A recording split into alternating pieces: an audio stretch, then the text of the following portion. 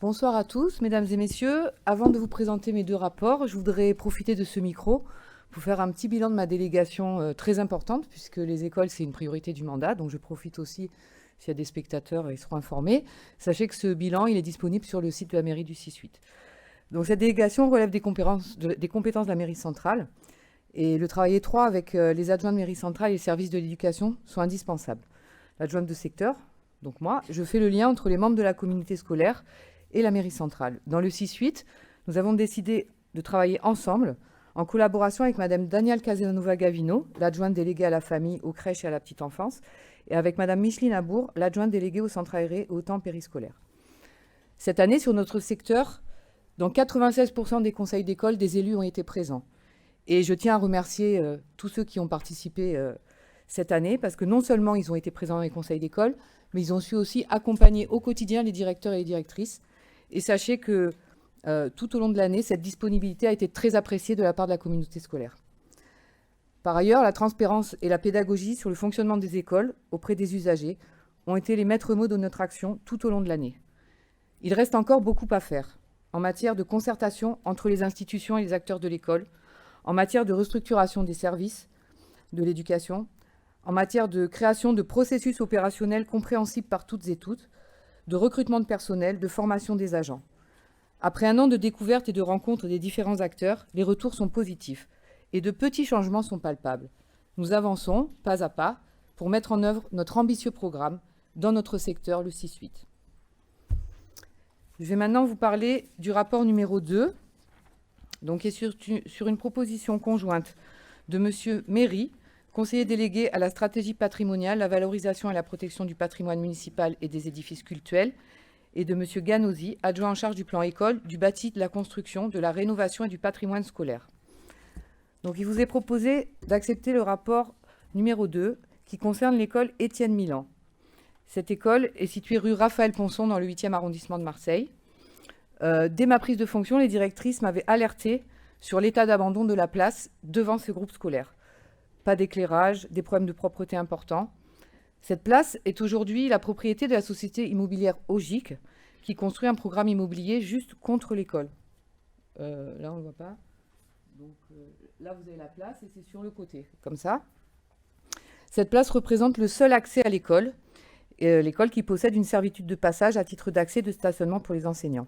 Les services de la ville de Marseille se sont rapprochés de la société Ogic pour s'entendre sur la cession de la place utilisée par l'école et se sont entendus sur cette opération moyennant 1 € symbolique. Cette acquisition représente une opportunité pour la ville de Marseille de désenclaver l'école Étienne Milan et d'aménager un accès et des stationnements propres à l'école.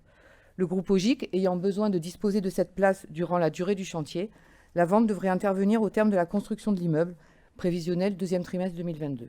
Ce rapport a obtenu un avis favorable de la commission. Merci Madame Masson. Une intervention sur le sujet. Madame Pila.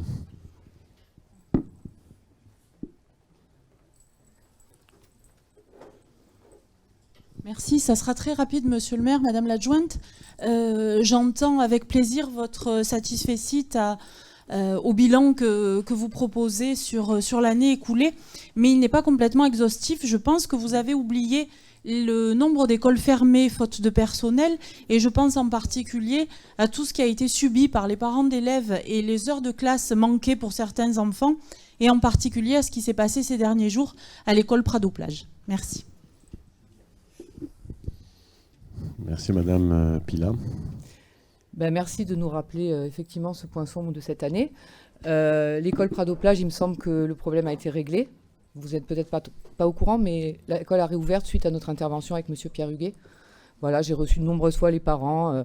Je suis en lien quotidien avec eux, donc il n'y a pas de souci. Après, sur les grèves, effectivement, cette année, il ne me semble pas que ce soit une nouveauté de notre mandature, mais qu'effectivement, l'exaspération des parents vient par rapport à des années et des années de grève constantes. Donc effectivement, cette année, il y a eu en plus le protocole sanitaire, qui vous n'êtes pas sans savoir, qui a quand même impacté durement les équipes municipales.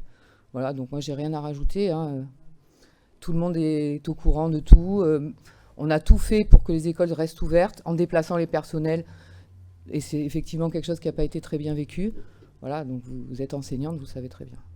Merci, Mme Pilar. Merci.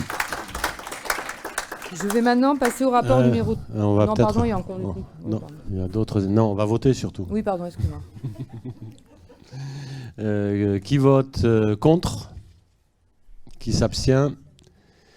Qui vote pour? Le rapport est adopté. Rapport numéro 3.